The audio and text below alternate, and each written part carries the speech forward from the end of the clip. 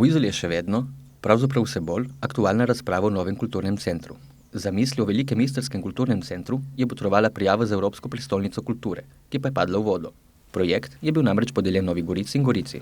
Sam center naj bi bil postavljen tik ob obali na zemljišču, ki ga je občina že kupila. Stal pa naj bi nekaj manj kot 20 milijonov evrov.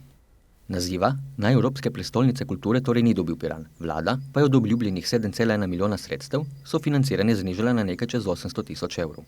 Ostale občine po propadli kandidaturi Pirana nimajo namena sofinancirati centra iz lastnih proračunov, saj ima stroške že z lastnimi kulturnimi središči, kar pomeni, da bi novi kulturni center morala financirati izolska občina sama. Ker je kulturni center namenjen ljudem, nas je zanimalo, koliko v povprečju mesečno porabijo za kulturo in kaj menijo ljudje o gradnji novega centra in poskušali ugotoviti, ali bi se lahko novi center morebiti financiral iz naslova prodanih vstopnic.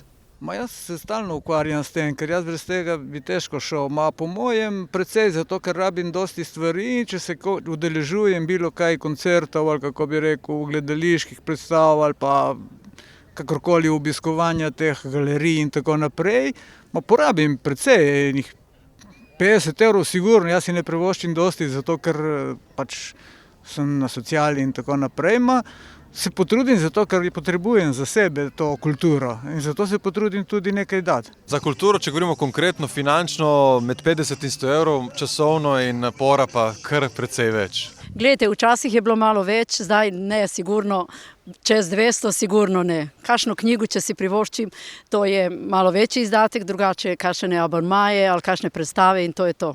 Pa govorimo o mesečnem strošku ali letnem strošku? Letno, ne, mesečno pa res za 650 evra penzije, to je nemogoče. Torej, za kulturo ljudje namenijo del dohodka. Koliko je pač odvisno od zmožnosti. Kakšno pa je njihovo mnenje o gradnji novega in dražjega centra v nasprotju s prenovo že obstoječega? Glej, jaz tako bi rekel, kulturnih centrov je malo, jih je zmeraj primanjkovalo in zmeraj smo bili mi mladina tukaj, dobro, jaz nisem več, čem reč, je bilo zmeraj govora o tem, da manjka. In tudi je bilo govora tudi v vezi občinarjev, ali kako bi rekel, da se bo naredilo. Tudi je bilo govora o muzejih, ali kako bi rekel, tle ribiških in tako naprej, tudi manjka. To bi bilo zelo dobro za kulturo, ker tako in tako za kulturo je malo denarja. Kaj je po tvoje bolj smotrno, to, da se zgradi ogromen center, da se obnovi ta center, ki zdaj je kulturni? Ja, ta tukaj, ki je zdaj ta star. Ja. Tam, če bi se ga renoviralo, je velika stavba, bi lahko se nekaj naredilo, če bi samo zdaj, verjetno je bolj hudo, kako bi rekel, dražje obnovitev kot na novo, verjetno. Jaz ne morem v to se vtikati. Nov center bi stal 18 milijonov.